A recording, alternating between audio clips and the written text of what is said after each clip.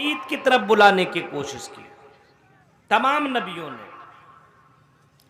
वलक़द बअसना फ़ी कुल्लि उम्मतिन रसूलन अन इअ्बुदुल्लाह,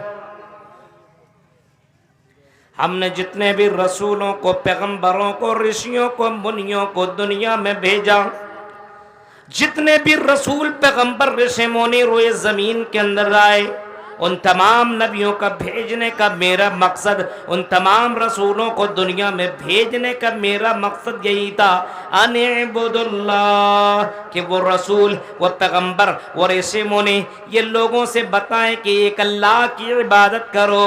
अनिबुदुल्लाह, जब भी तुम इबादत करो एक अल्लाह की इबादत करो, रुको करो, सजदा करो, क़याम करो, जो भी करो सिर्फ अल्लाह के लिए किया करो। वजतनिबुत तागूत, और तुम शिर्क से अपने आप को बचाओ।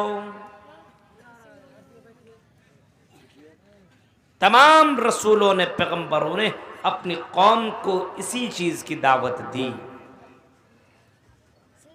आज हमारे यहां भी तौहीद की दावत दी जाती है, शिर्क से मना किया जाता है, और सबसे बड़ी नेकी तौहीद है और सबसे बड़ा गुनाह शिर्क है। ये सबको मालूम है, ये बोलने की जरूरत नहीं है, लेकिन तौहीद को जानने की जरूरत है।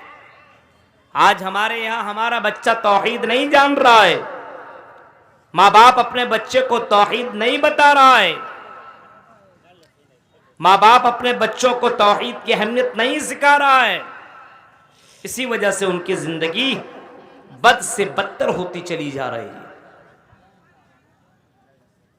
छोटा सा बच्चा है, बाप उस बच्चे को बोले, मेरा बच्चा सुन, मुझे भी अल्लाह ने पैदा किया, तुम्हें भी अल्लाह ने पैदा किया, आई मेरे बच्चे, हर मुसीबत में तुम अल्लाह को याद किया करो, मुसीबतों को दूर करने वाली जात अल्लाह की है। कि अपने बच्चे को बताओ, कौन बताए? आपको बताना पड़ेगा। मुसीबतों को दूर करने वाला, परेशानियों को दूर करने वाला अल्लाह की जात है, और उस अल्लाह के सामने अपनी परेशानियों को बयान करो। हजरत इब्राहीम ने भी यही काम किया। वइज़ा मरिज़तु फ़हुव यशफ़ीन, हजरत इब्राहीम कहते हैं जब मैं बीमार पड़ता हूँ तो वही मुझे शिफा देता है, उस अल्लाह के अलावा कोई शिफा देने वाली जात नहीं है। वल्लज़ी युमीतुनी सुम्मा युहयीन, वही अल्लाह मुझे मारता है और वही अल्लाह मुझे दोबारा जिंदा करेगा।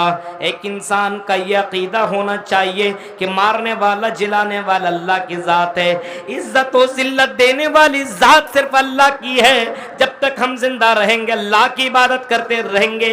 जलसे जुलूस के अंदर यही सारी बातें बयान की जाती है, ऐ दुनिया के लोगों, दुनिया के अंदर राय हो तो अल्लाह की इबादत करते रहो और शिर्क से अपने आप को बचाते रहो, और अपने आप और अपने घर वाले को, दोनों को शिर्क से दूर रखो, और तौहीद के ऊपर कायम रहो और तौहीद के ऊपर बरकरार रहो। लेकिन आज हमारे यहाँ तौहीद की कमी है। आज बाप नहीं जानता है तौहीद की दौलत को। दुकान मकान लगाया, सुबह सवेरे उठता अपनी दुकान में जाता है, लेकिन उसको इतनी तौफीक नहीं होती है कि चलो 2 रकात नमाज अदा कर लो और फिर मैं अपनी दुकान खोलने के लिए चला जाऊं, क्योंकि नमाज अदा करेंगे ये अल्लाह की इबादत होगी। व फिस समाई रिज़्क़ुकुम, अल्लाह कहता है और मेरे बंदो तुम्हारे लिए आसमान से रोजी नाजिल करने वाला मैं हूँ, मैं तुम्हें रोजी रोटी में देता हूँ, पहले मेरी इबादत कर, इबादत मेरी कर, सजदा मेरे सामने कर। ऐ मेरे बंदो, मैं पूरी रोई जमीन के लोगों को खिला सकता हूँ, पिला सकता हूँ। ऐ मेरे बंदो, मैं तुम्हें भी खिलाऊंगा। नहनु नरज़ुकुकुम इय्याहुम, ऐ मेरे बंदो हम तुम्हें खिलाएंगे और हम तुम्हारी औलाद को भी खिलाएंगे। शर्त ये कि मेरी इबादत करो, मेरी इबादत करो, अल्लाह ताला तुम्हें रोजी रोटी देगा, ज़रूर देगा। लेकिन अल्लाह की इबादत किए बगैर जा कर के बंदा दुकान में बैठ करके अपनी दुकान में रोजी रोटी के चक्कर में लगा रहता जाता है, लेकिन हकीकी माना में रोजी रोटी की कुंजी अगर किसी के पास है तो अल्लाह ताला की ज़ात के पास है। वो सुबह में 2 रकात नमाज नहीं पढ़ सकता है, लेकिन कई जगहों पे बताया जाता है, मौलवी साहब हमारे यहाँ जब फसल का टाइम आता है तो कई लोग जुमे की नमाज नहीं पढ़ता है, जुमे की नमाज नहीं पढ़ता है, खेत में है, गेहूं लगा रहा है, मकई लगा रहा है और जुमे के नमाज तक पढ़ने के लिए नहीं जा रहा है। अब तसव्वुर कीजिए, आप तौहीद को उसने समझा ही नहीं है, जाना ही नहीं है। अल्लाह ताला ने हमें और आपको पैदा किया है, अब ये हमारे ऊपर फर्ज बनता है कि हर हमारी सांस के ऊपर अल्लाह रब्बुल आलमीन का हक है, और हर एतबार से हम उठे तब भी हम अल्लाह की इबादत करें, हम सोएं तब भी अल्लाह की इबादत करें, जागें चलें और इसी तरीके से कोई भी काम करें सिर्फ अल्लाह ही के लिए करना चाहिए।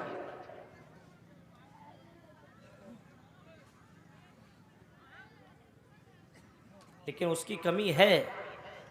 मदरसों में भेज दिया अपने बच्चों को तो मदरसों में ये बात बताई जाती है और सिखाया जाता है, लेकिन जिन बच्चों को मदरसों में नहीं भेजा जाता है उन बच्चे को ला इलाहा इल्लल्लाह का मतलब भी मालूम नहीं, उन बच्चे को ला इलाहा इल्लल्लाह का माना और मफहूम भी मालूम नहीं। इसी वजह से आज हमारा बच्चा अल्लाह का नाम कम ले रहा है। अल्लाह के नबी जनाब मोहम्मद रसूलुल्लाह ने हमें और आपको सिखलाया है, और नबी अकरम की ज़ात ऐसी है जो ज़ात अल्लाह ताला को सबसे याद करने वाली ज़ात है। अल्लाह के नबी सल्लल्लाहु अलैहि वसल्लम यहाँ तक कहते हैं, ऐ लोगों मैं तुम में सबसे ज़्यादा डरने वाला अल्लाह के मुकाबले, अल्लाह के सामने में तुम सबसे ज़्यादा मैं तुमसे डरता हूँ। इन्नी अत्काकुम लिल्लाह व अख्शाकुम लिल्लाह, तुमसे ज़्यादा डरने वाला मैं हूँ, सबसे ज़्यादा मैं डरता हूँ और सबसे ज़्यादा अल्लाह की इबादत करने वाला मैं हूँ। हर वक्त अल्लाह की इबादत किया करता हूँ, खाने के बाद भी मैं अल्लाह को याद करता हूँ, खाने से पहले भी बिस्मिल्लाह पढ़ कर अल्लाह को याद करता हूँ, बिस्तर में जाने की समय तब भी मैं अल्लाह को याद कर रहा हूँ। हाँ, अगर किसी मजलिस से उठता हूँ तब भी अल्लाह को याद करता हूँ, किसी मजलिस में बैठता हूँ तब भी अल्लाह को याद करता हूँ। हर कदम पे अल्लाह को याद करने वाली ज़ात जनाब मोहम्मद रसूलुल्लाह कह रहे हैं, सबसे ज़्यादा मैं अल्लाह को याद करने वाला हूँ और सबसे ज़्यादा मैं अल्लाह से डरने वाला हूँ। वही मोहम्मद रसूलुल्लाह सल्लल्लाहु अलैहि वसल्लम ने हमें और आपको सिखलाया कि हर कदम पे तुम अल्लाह का जिक्र किया करो, खाओ तब भी तुम अल्लाह का नाम लो, तौहीद तुम्हारे यहाँ कभी भी कमी नहीं आनी चाहिए। रोजी रोटी ये यकीन होना चाहिए, दुकान में बैठने से पहले ये तुम्हें यकीन होना चाहिए कि अल्लाह ताला रोजी रोटी देगा और दे करके रहेगा। उसी अल्लाह ने हमें पैदा किया है और हमारी रोजी रोटी का मालिक अल्लाह की ज़ात है। बंदा इस बात के ऊपर यकीन करे कि अल्लाह ताला रोजी रोटी ज़रूर देगा, तौहीद के ऊपर बरकरार रहे और शिर्क से दूर रहे। अपनी दुकानों के अंदर कुरान की आयत लटका दिया, बाबाओं की तावीज़ लटका दिया, और बाबाओं की तावीज़ लटकाने के बाद सोचता है अब तो मैं करोड़पति बन जाऊंगा, अब तो हमारी दुकान ज़बरदस्त तरीके से चलेगी। मेरे भाइयों, यकीदा सरासर गलत है, यकीदा शिर्क के ऊपर मुब्तला है। इंसान दुकान दे लेकिन अल्लाह रब्बुल आलमीन के ऊपर यकीन करे कि रोजी रोटी का मालिक अल्लाह है, और तावीज़ बांध करके ये ना सोचे ये तावीज़ बांधने से मेरे दुकान के अंदर बरकत होगी।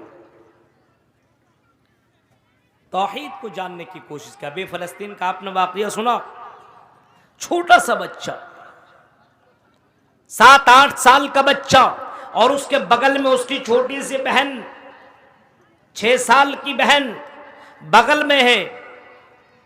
और जब बमबारी हुई फलस्तीन के अंदर, जब इजराइलियों ने, वहां के लोगों ने जब फलस्तीन के ऊपर हमला किया तो उसी हमले के अंदर उसकी बहन भी जख्मी हो गई। जरा दनगामा के लोगों, तौहीद को जरा देखो, तौहीद की अहमियत को फलस्तीन के बच्चों ने कितना समझा, वहां के लोगों ने तौहीद की अहमियत को किस तरीके से जाना। उसकी बहन जख्मी है, सांसें चल रही है, आखिरी सांस ले रही है, अब न तब उसकी रूह निकलने वाली है। उसका भाई 8-9 साल का भाई बगल में बैठा हुआ है और अपनी बहन को देख रहा है, सिसकती हुई जा रही है, रूह निकलने को तैयार है। लेकिन भाई ऐसे वक्त में अपनी बहन को ये नहीं कह रहा है और मेरी बहन रोने की जरूरत नहीं, घबराने की जरूरत नहीं और ये वो करने की जरूरत नहीं। लास्ट में आखिरी समय वो 8-9 साल का भाई अपनी बहन से कहता है, ओ मेरी बहन अपनी जबान से पढ़ो, अशहदु अल्ला इलाहा इल्लल्लाह व अशहदु अन्ना मुहम्मदर रसूलुल्लाह। आई मेरी बहन अपनी जबान से ला इलाहा इल्लल्लाह पढ़ लो और इसी के ऊपर अगर तुम्हारी मौत हो गई, आई मेरी बहन तू जन्नत के अंदर दाखिल होगी। क्योंकि अल्लाह के नबी का यही जुमला है, मन कान आखिर कलामे ला इलाहा इल्लल्लाह दखल जन्ना। जिसकी जबान से ला इलाहा इल्लल्लाह आखिरी में निकला वो आदमी एक ना एक दिन जन्नत के अंदर दाखिल होगा।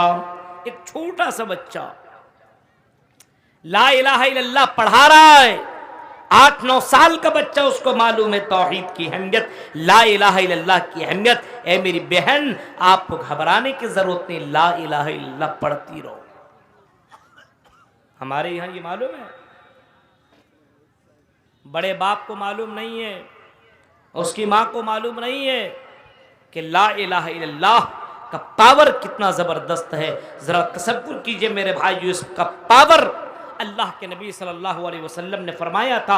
इमाम अहमद इब्न हंबल ने अपने मुस्नद के अंदर इस वाक़ये को नकल किया है कि क़यामत का दिन होगा, मैदान महशर का वो ज़बरदस्त महफिल सजी हुई होगी, सारे लोग मौजूद होंगे। अल्लाह ताला ऐसे दौरान में एक आदमी को बुलाएगा और उससे पूछेगा इधर रहो। वो आदमी आएगा और उससे अल्लाह ताला कहेगा तुम ज़रा बताओ, तुम अपनी नेकियों को बताओ। वो नेकियां दिखा नहीं पाएगा, बुराइयों को अल्लाह ताला उसके बुराइयों को लाएगा और एक एक रजिस्टर इतने बड़े बड़े होंगे, जहां तक उसकी निगाह पहुंचेगी वहां तक उसके गुनाह लिखे हुए होंगे। इतना बड़ा बड़ा रजिस्टर होगा, यानी इतने बड़े बड़े रजिस्टर के अंदर उसके गुनाह दर्ज होंगे, लिखे हुए होंगे। अल्लाह ताला उसके गुनाहों के रजिस्टर को लाने का फरिश्ते को हुक्म देगा। 1 नहीं, 2 नहीं, 3 नहीं, 4 नहीं, 5 नहीं, 6 नहीं, बल्कि 99 रजिस्टर को लाया जाएगा और 99 रजिस्टर को लाने के बाद तराजू के एक पल्ले पर रख दिया जाएगा और अल्लाह ताला फरमाएगा आई मेरे बंदे जरा ये बताओ, क्या हमारे फरिश्ते ने तुम्हारे पर तो जुल्म नहीं किया है? कहीं ऐसा तो नहीं कि तुमने इतना गुनाह नहीं किया और मेरे फरिश्ते ने लिख दिया है? ऐसा तो नहीं है। फरिश्ता कहेगा नहीं, वो बंदा कहेगा नहीं अल्लाह ये गुनाह जो लिखा हुआ ये वाकई मैंने किया है। तो अल्लाह कहेगा तुम्हारे पास कोई नेकी है? वो जवाब देगा इन तमाम गुनाहों के सामने 1-2 नेकी किस काम की? अगर होगी भी तो कोई पता नहीं है, लेकिन मेरे पास कोई खास नेकी नहीं है। तो अल्लाह रब्बुल आलमीन एक बिताका, एक कार्ड निकालेगा और उसके अंदर ला इलाहा इल्लल्लाह लिखा हुआ होगा, अशहदु अल्ला इलाहा इल्लल्लाह लिखा हुआ होगा। और उस कार्ड को तराजू के दूसरे पल्ले में जैसे अल्लाह ताला डालने का और रखने का हुक्म देगा, वैसे ही ये 99 रजिस्टर वाला पल्ला अचानक ऊपर उठ जाएगा और ला इलाहा इल्लल्लाह का पल्ला झुक जाएगा, यानी ला इलाहा इल्लल्लाह का ये पल्ला भारी पड़ जाएगा और वो 99 रजिस्टर जिसके अंदर गुनाह लिखे हुए होंगे वो हल्के हो जाएंगे। अल्लाह कहेगा मेरे बंदे ये तौहीद का पावर है, ये ला इलाहा इल्लल्लाह जो तुमने अपनी जिंदगी में इकरार किया था और इसी के ऊपर तुम जमे रहे, तुमने शिर्क नहीं किया, तुमने अल्लाह को छोड़ करके तुमने किसी की इबादत नहीं की। जब भी तुमने इबादत की अल्लाह के सामने तुमने सर झुकाया, अल्लाह ही से तुमने मांगा, तौहीद को तुमने जाना और तौहीद के ऊपर तुम जमे रहे और इसी के ऊपर तुम्हारी मौत हुई। ये तौहीद का पावर है, तमाम गुनाह हल्के पड़ गए और ये ला इलाहा इल्लल्लाह ये भारी पड़ गया और फरिश्तों से हुक्म देगा आई मेरे फरिश्तों इस बंदे को उठाओ और जन्नत के अंदर दाखिल कर दो। ये जरा देखिए आप, ये फ़लस्तीन का बच्चा जानता है ला इलाहा इल्लल्लाह की अहमियत, हमारे यहाँ का बच्चा जानता है? हमारे यहाँ के बच्चे को दूसरी चीजें मालूम है। मोबाइल के अंदर कौन कौन सी गेम अभी काम कर रहा है। हमारे बच्चे को मालूम है मोबाइल किस तरीके से चलाया जाए। हमारे बच्चों को मालूम है कि किस तरीके से दूसरों को चूना लगाया जाए, किस तरीके से डकैती की जाए, चोरी की जाए, किस तरीके से बेईमानी की जाए और किस तरीके से गलत काम किया जाए। यह हमारे बच्चों को मालूम है। तौहीद की अहमियत हमारे बच्चों को पता नहीं।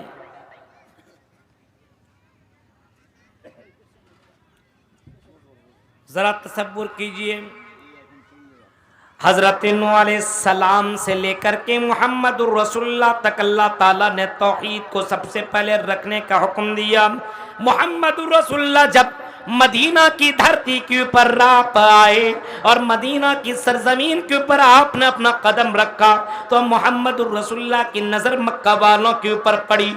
मक्का वालों को जब आपने अपनी नजर से देखा और जब आपने पाया कि ये मक्का वाला एक नहीं, दो नहीं, तीन नहीं, 360 मूर्तियों की इबादत करता है। मेरे प्यारे साथियों, उस वक्त अल्लाह ताला ने उस नबी को कहने का हुक्म दिया था, ऐ नबी अपनी जबान से इकरार करो और इन तमाम लोगों से कहो कि लोगों कह दो क़ुलू ला इलाहा इल्लल्लाह तुफ़्लिहू।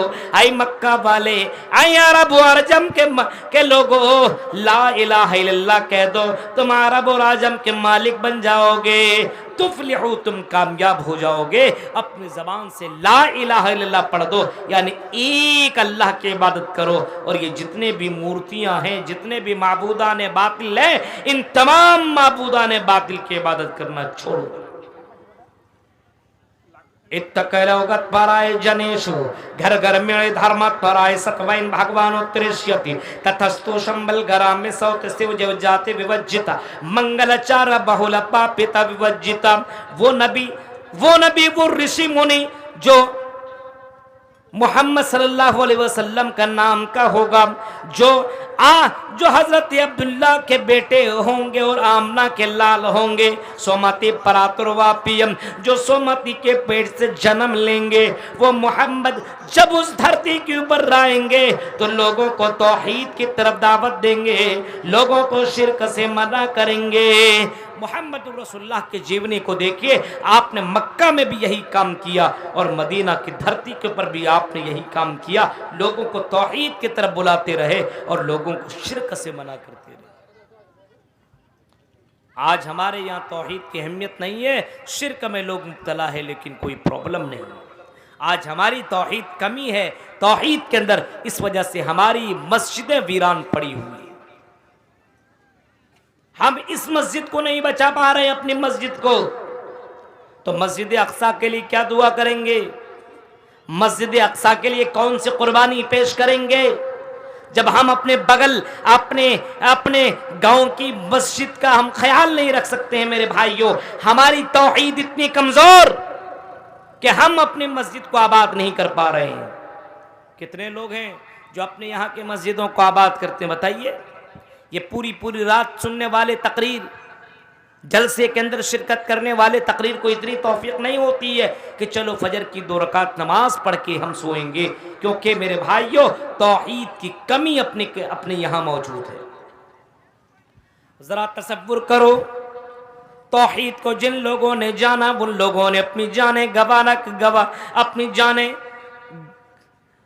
जाने कुर्बान करना गवारा कर लिया, लेकिन मेरे भाइयों तौहीद से समझौता नहीं किया, तौहीद से कंप्रोमाइज नहीं किया। फिरौन जैसा जालिम बादशाह का भी नाम आपने सुना होगा, फिरौन की बेटी की कंगी करने वाली औरत का भी वाकया आपने कहीं ना कहीं सुना होगा। जब उसकी बेटी की कंगी करने वाली औरत को जब लाया गया फिरौन के पास और उनके सामने ये मामला पेश किया गया, आई फिरौन ये औरत आपको अल्लाह नहीं मानती, आपको रब नहीं मानती, आपके ऊपर ये यकीन नहीं रखती, इस औरत का अकीदा है कि मारने वाला और जिलाने वाला अल्लाह की जात है। वही आसमान और जमीन का मालिक है। ये औरत ये कह रही है। अच्छा, उस औरत से फिरौन पूछता है, आई औरत बताओ क्या तुम मुझे रब नहीं मानती? उसने कहा नहीं, मैं तुम्हें रब नहीं मानती। उस औरत से फिर फिरौन सवाल करता है, क्या तुम मुझे अपना मालिक नहीं मानती हो? क्या मुझे इज्जत और जिल्लत का मालिक नहीं मान रही हो? क्या तुम मुझे रोजी रोटी का मालिक नहीं समझती हो? क्या तुम मेरे सामने सजदा नहीं करती हो? उसने कहा कि नहीं। आए फिरौन, मैं तुझे रब कैसे मान सकती हूँ? तू तो मेरा रब है ही नहीं। रब्बुस समावाति वल अर्द, दो आसमान और जमीन का रब है, वही मेरा रब है। तू आसमान और जमीन का रब नहीं। जब फिरौन ने ये जुमले सुने तो फिरौन ने उस औरत को धमकी दी, वार्निंग दी कि अगर तुम मेरी इबादत नहीं करोगे, मुझे रब नहीं मानोगे, तो हम तुम्हें जला देंगे, हम तुम्हें खौलता हुआ तेल के अंदर डाल देंगे, हम तुम्हारे बच्चे को भी जला देंगे। उस औरत ने कहा जो भी करना कर लो, हम अपनी बात से पीछे नहीं हट सकते। उनके बच्चों को लाया गया, फिरौन के सामने उनके बच्चों को लाया गया, औरत भी वहां मौजूद है। अब तेल को खौलाया गया, गर्म किया गया। जब तेल खौलने लगा, उबलने लगा, तो फिरौन ने कहा कि इस औरत के बच्चे को पकड़ो और इस तेल के अंदर डाल दो। एक बच्चा को पकड़ा गया और तेल के अंदर डाल दिया गया। औरत देख करके, जाहिर सी बात है, आपका बेटा को तेल के अंदर डालेगा तो बताइए आप बर्दाश्त कर पाएंगे? आपके बेटे को आग के अंदर डाला जाएगा, आप बर्दाश्त कर सकेंगे? आप सारी शर्तें मानने को तैयार हो जाएंगे। उस औरत के सामने एक बच्चे को डाल दिया गया है। औरत, अब भी तू अल्लाह का इनकार कर और मेरा इकरार कर। उस औरत ने कहा कि नहीं। दूसरे को फिरौन ने पकड़ा और दूसरे को डलवाया, तीसरे को, चौथे को, पांचवें को, छठे को, यहां तक कि उस औरत के गोदी में एक बच्चा था और वो बच्चा दूध पीने वाला बच्चा था। फिरौन का लश्कर आगे बढ़ा और उस औरत के पिस्तान से उस बच्चे को छीनने लगा।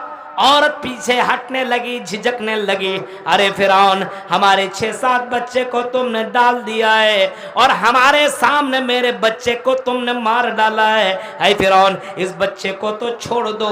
ये बच्चा दूध पीता हुआ बच्चा, इसने कौन सा जुर्म किया है? ऐ फिरौन, इसको तो छोड़ दो। फिरौन कहता कि नहीं, तुम मुझे अपना रब मानो तब छोड़ दूंगा। उस औरत ने कहा कि यह हो ही नहीं सकता है। लेकिन जाहिर सी बात है, एक औरत अपने बच्चे से कितनी मोहब्बत करती है, हमें और आपको मालूम है कि हमारी माँ हमसे कितनी मोहब्बत करती है। अभी भी ठंडी लगती है तो माँ पहले आती है, बेटा ये गर्म कपड़ा पहन लो, वहाँ जा रहे हो ना गर्म कपड़ा पहन करके जाना, ये जूता पहन लो, ये मोजा पहन लो।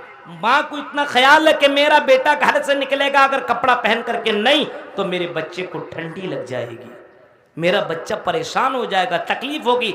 माँ को इस बात का एहसास होता है। फिरौन ने उस बच्चे को छीनने की कोशिश की, वो औरत घबराने लगी। इसी दौरान अल्लाह ने उस बच्चे को कुव्वत गोयाई दे दी, बोलने की ताकत दे दी। वो बच्चा बोल पड़ता है, मेरी माँ, आपको घबराने की और आपको झिझकने की जरूरत नहीं है। या उम्मा इक़्तहिमी, आई मेरी माँ, आपको घबराने की जरूरत नहीं है। इन अज़ाबद दुनिया अहवनु मिन अज़ाबिल आखिरा, आई मेरी माँ, दुनिया का अज़ाब आखिरत के मुकाबले में कुछ भी नहीं है। ये दुनिया की आग है, जहन्नम की आग के सामने ये कुछ भी नहीं है। डाल लेने दो इस फिरौन को। ऐ मेरी माँ, आपको अपने ईमान से समझौता करने की जरूरत नहीं है।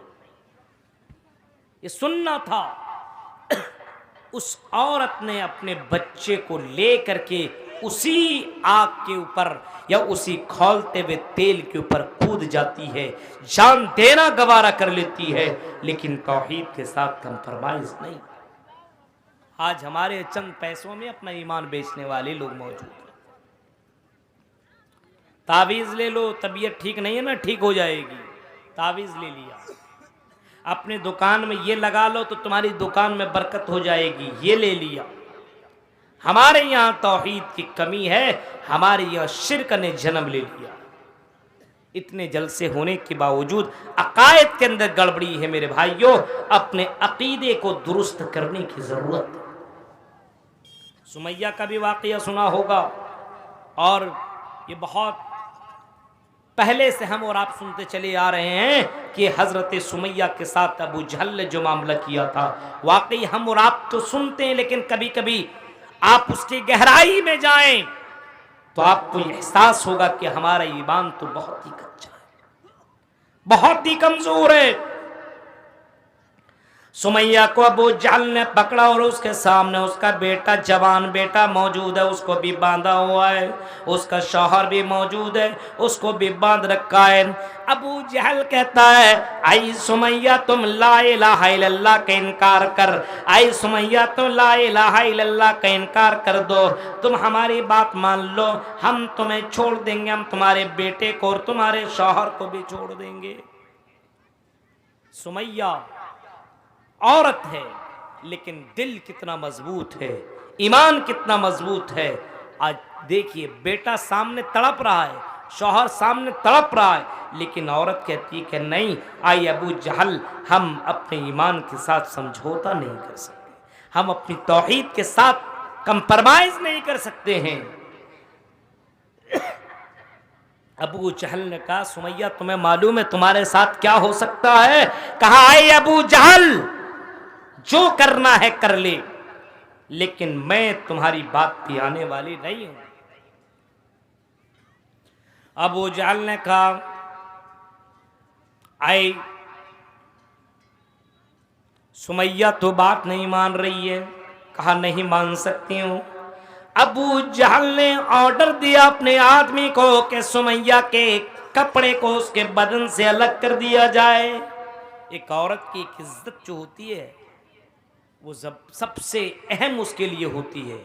औरतें इतनी शर्म हया वाली हुआ करती है कि अपना जिस्म दिखाना गवारा नहीं करती है, और एक ईमान वाली तो हया वाली होती है, वो अपने जिस्म को छिपा करके रखती है। लेकिन सुमैया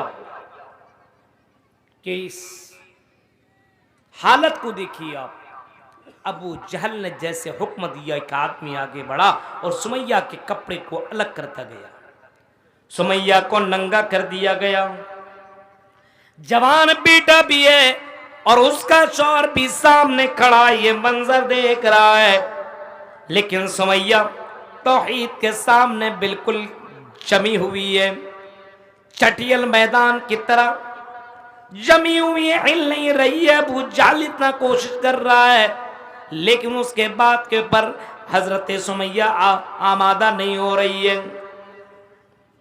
अबू जहल ने कहा कि अब भी अगर नहीं मानोगी तो जानती हो तुम्हें 2 पार्ट में चीर दिया जाएगा। एक औरत को नंगा किया जाए और उसके पैर को 2 तरफ बांध दिया जाए और उसको चीर दिया जाए। हम और आप सोच सकते हैं मेरे भाइयों, कितना दर्दनाक मंजर होगा, कितना खतरनाक मंजर होगा, ईमान उनका कितना मजबूत होगा। आज हम और आप तो चंद मिनट के लिए नहीं रह पाते हैं। जुमे के दिन अगर इमाम साहब 1 बजे के बाद अगर खुतबा देना चालू करे, इमाम साहब 1 मिनट बर्दाश्त नहीं करता आदमी।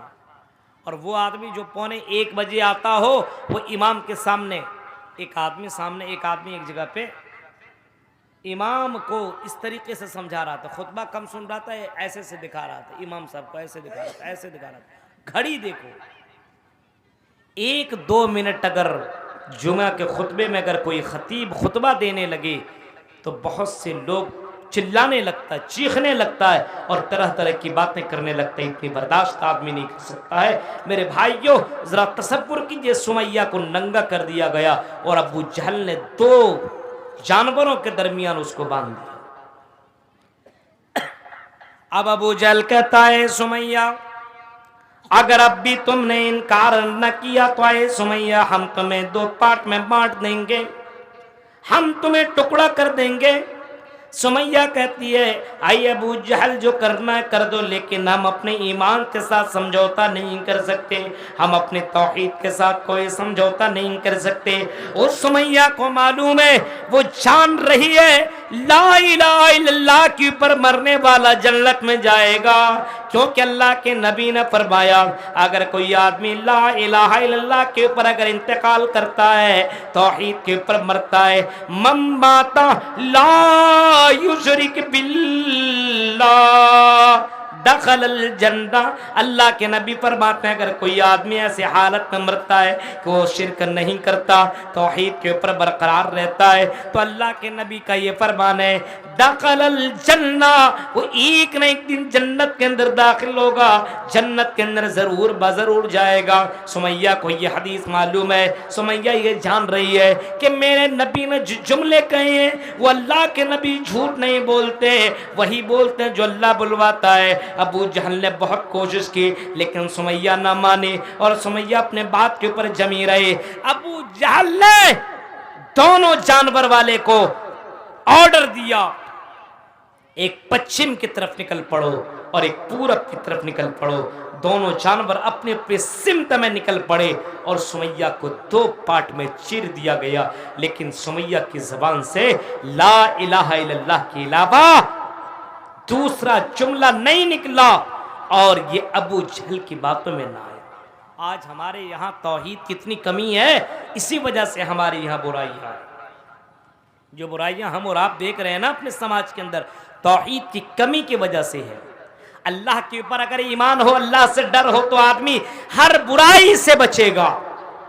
तौहीद जिसकी जितनी मजबूत होगी, याद रखो मेरे भाइयों, उसका हर मामला उतना मजबूत होगा। अल्लाह से जो जितना डरने वाला होगा, बुराइयों से भी उतना संभलने वाला होगा। अल्लाह के ऊपर जिसको जितना यकीन होगा, जो जानता होगा कि अल्लाह ताला मेरी जिंदगी को जानने वाला, मेरी जिंदगी का मालिक है, रात की तारीखें में भी वो गलत काम करने से बचेगा और दिन के उजाले में भी गलत काम करने से बचेगा। हाँ, वो आदमी हलाल और हराम की भी तमीज करेगा, उसको मालूम होगा इंदहु अलीमुम बिज़ातिस सुदूर, मेरा अल्लाह मेरे दिल की धड़कन को जानने वाला है। अगर मैंने कोई गलत काम किया तो अल्लाह ताला को यहाँ मुझे जवाब देना पड़ेगा। इस वजह से बंदा अपने कदम को फूंक फूंक करके रखता है। जिसकी तौहीद जितनी ज्यादा मजबूत होगी मेरे भाइयों, उसका ईमान उतना मजबूत होगा और वो अल्लाह से उतनी ही ज्यादा डरने वाला होगा। तौहीद वाला, जिसकी तौहीद जितनी ज्यादा मजबूत होगी उसका ईमान उतना पक्का होगा और वो आदमी अल्लाह ताला से उतना ही ज्यादा डरने वाला और उतना ही ज्यादा इबादत करने वाला होगा। इसका मतलब अगर हमारी मस्जिद अगर वीरान है तो हमारे अंदर तौहीद की कमी है। अब आप अपने आप को अहले हदीस कह रहे हो तो कहो, लेकिन अगर मस्जिदें वीरान है तो तौहीद की कमी है। हमारे यहाँ शिर्क ने जन्म ले लिया है। मेरे भाइयों, इसको भी आप याद रखें, इस बात को भी आप जहन के अंदर डाल लीजिए। शिर्क सिर्फ इसको नहीं कहते हैं कि कोई आदमी मूर्ति के सामने सजदा करे।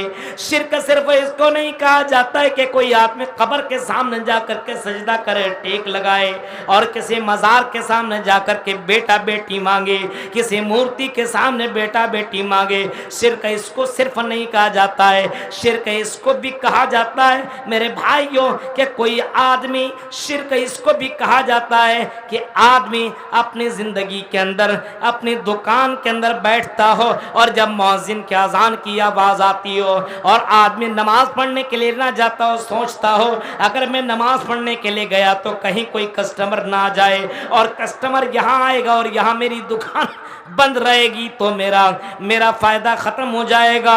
शिर्क इसको भी कहा जाता है कि अल्लाह को छोड़ करके ये आदमी किसी और चीज के ऊपर भरोसा करने लगे और दुकान में बैठ करके टाइम पास करने लगे और मस्जिद के अंदर भी ना जाए।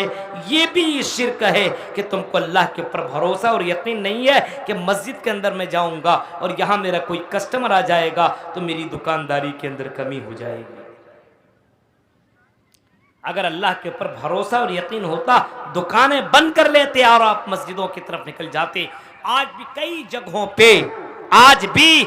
जगहों पे आपने देखा होगा कई जगहों पे, अब इस इलाके की मैं बात नहीं कर रहा हूँ, दूसरी जगहों में ऐसे भी लोग होते हैं जो अपने खादिम से कहते हैं तो तुम दुकान में बैठो, मैं अभी आता हूँ नमाज पढ़ करके, आज़ान हो चुकी है, वो दुकान छोड़ करके मस्जिदों की तरफ निकल जाता है। उसको यकीन है कि रोजी रोटी का मालिक अल्लाह है, जितना मेरे हिस्से में कमाई लिखा होगा उतना ही मैं कमाऊंगा, उससे ज़्यादा मेरी कमाई नहीं हो सकती। तो हमारे यहाँ तौहीद की कमी है, शिर्क ने जन्म ले लिया है और शिर्क के अलावा बहुत सी बुराइयों ने जन्म लिया है, लेकिन शिर्क ने ज्यादा जन्म ले लिया है। आई मुसलमानों सुनो, अल्लाह के नबी ने अपने सहाबा से कहा था, आई मुआज़ इब्न जबल सुनो, तुम शिर्क मत करना, आई मुआज़ इब्न जबल तुम शिर्क मत करना, ला तुशरिक बिल्लाह, आई माज तुम अल्लाह के अलावा किसी को शरीक मत करना, अल्लाह के अलावा किसी के सामने तुम सजदा मत करना, शिरक मत करना। आई माज तुम्हें कत्ल कर दिया जाए, तुम्हें जला दिया जाए, तुम्हें बोटी बोटी भी कर दिया जाए, शिरक मत करना।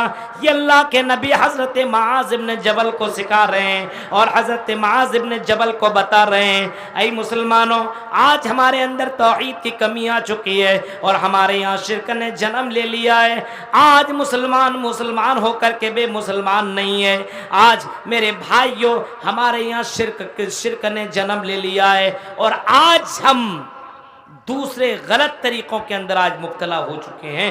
मेरे भाइयों, आज हमारे अंदर अकायद के अंदर गड़बड़ी आई तो आई कैसे? इतने जलसे होने के बावजूद भी अगर हमारे यहाँ शिरक हो रहा हो तो बताइए आप, कोई ऐसा गांव और ऐसी बस्ती है जहां पे जलसा नहीं होता है? आपकी इस कटिहार और पूर्णिया के एरिए में बताइए। एक एक गांव के अंदर दो दो जलसे होते हैं, एक ठंडी के शुरू में और एक गर्मी के शुरू में। कुछ जगहों में ऐसे होते हैं कि दो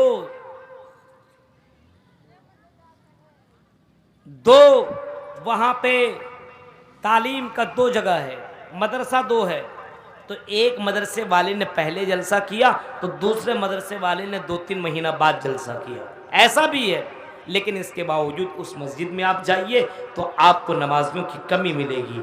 आप उस मस्जिद के अंदर जाइए तो आपको कुछ लोग ऐसे मिलेंगे जिनके हाथ के अंदर वो कड़ा पहनने वाले मिलेंगे, कुछ बच्चों को आप देखेंगे तावीज़ पहनने वाले मिलेंगे। अब बताइए मेरे भाइयों, हमारे अंदर ये सब बुराई आ चुकी है। अब इसका एक ही सवाल पैदा होता है कि जलसा लोग आते हैं, एंजॉय करके चले जाते हैं।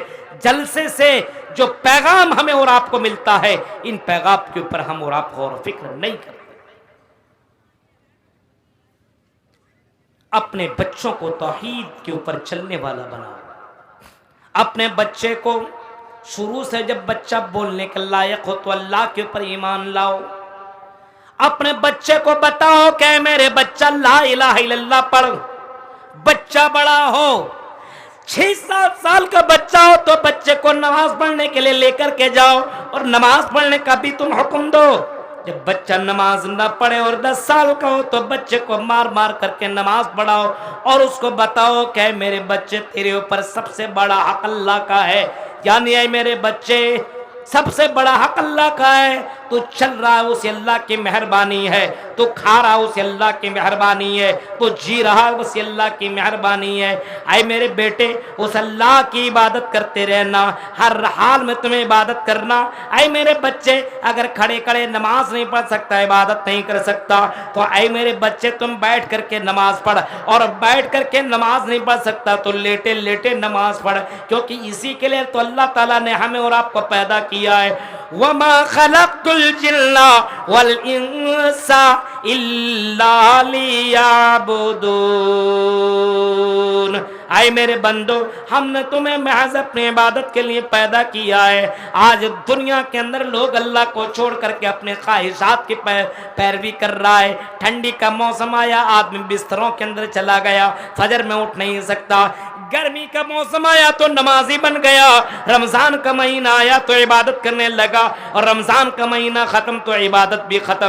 और लोगों, अपने ख्वाहिशात की पैरवी करने वालों, अपने ख्वाहिशात के ऊपर चलने वालों, अपने दिलों की बातों को मानने वालों, और अपने ख्वाहिशात के ऊपर अमल करने वालों, ये भी तो शिर्क है, इसको भी तो शिर्क कहा जा रहा है। इस वजह से मेरे भाइयों, ठंडी का महीना हो या गर्मी का महीना हो, इस्लाम का जो कानून है और मोहम्मद रसूलुल्लाह ने जो तालीम दी है कि हर हाल में तुम अल्लाह की इबादत करो।